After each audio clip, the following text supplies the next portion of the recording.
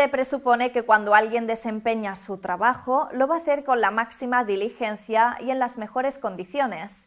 Sin embargo, a veces la teoría dista bastante de la realidad. Para poner los puntos sobre las íes, en el programa de hoy os vamos a explicar cuáles son los derechos y las obligaciones de los trabajadores. La norma que regula los derechos y obligaciones fundamentales del trabajador es el texto refundido de la Ley del Estatuto de los Trabajadores, concretamente en sus artículos 4 y 5. En su artículo 4.1 estipula que los derechos básicos del trabajador, que son el derecho a trabajo y a la libre elección de profesión u oficio.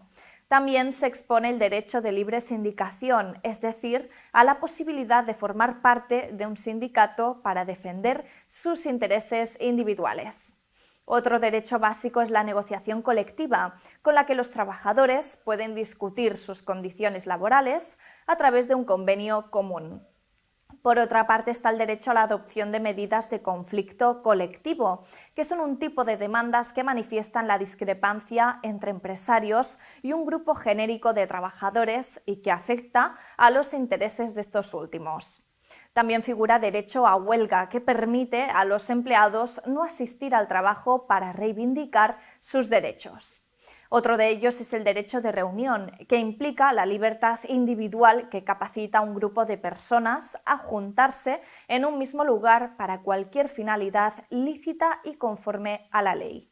Y por último, el derecho de información, consulta y participación en la empresa, que aquellos ámbitos que entrañen riesgos para su seguridad y salud, como medidas de prevención, de emergencia o de primeros auxilios.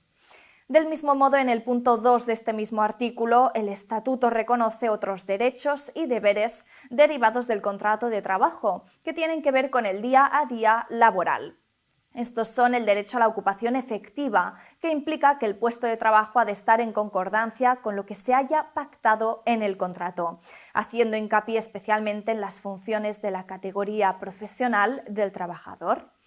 El derecho a la promoción y formación profesional en el trabajo. Esto significa que el trabajador tiene derecho a formarse y a acceder a los mecanismos de promoción interna de la empresa para poder ascender y mejorar en su trabajo.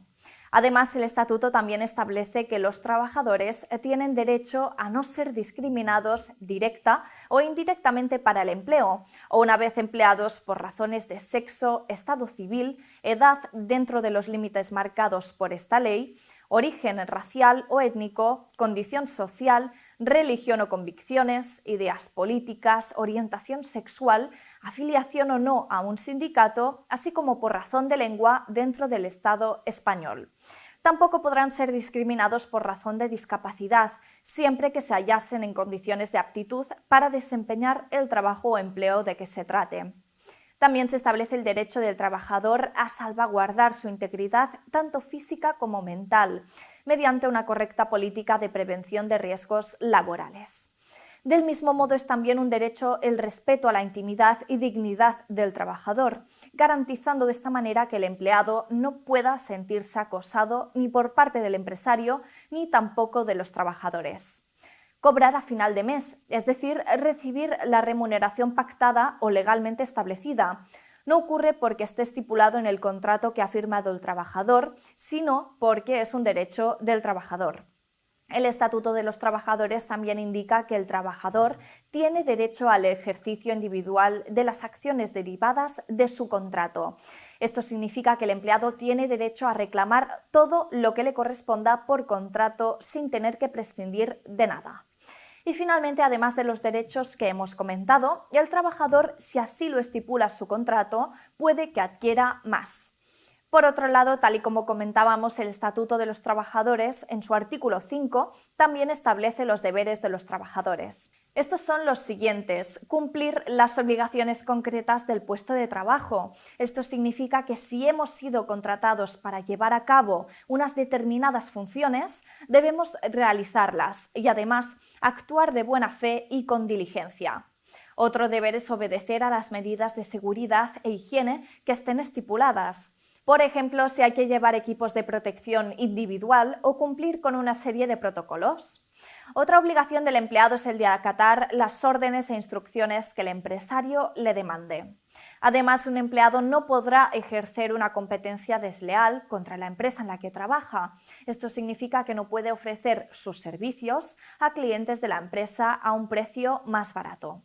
Un trabajador también debe contribuir a mejorar la productividad de la empresa, es decir, ha de llevar a cabo su trabajo con responsabilidad, nunca por debajo de sus capacidades. Y por último, si antes comentábamos que los trabajadores pueden tener más derechos de los que estipula el estatuto, si así lo indica en su contrato, del mismo modo, también pueden tener más deberes. Todas estas reglas sirven para regular y garantizar que cada parte cumple con sus deberes y esté avalado por una serie de derechos que le corresponden. Y recuerda que dependiendo del contrato pueden existir otras cláusulas que añadan más derechos y obligaciones en estas relaciones laborales. Y hasta aquí nuestro vídeo de hoy, esperamos que te haya servido. Hasta pronto.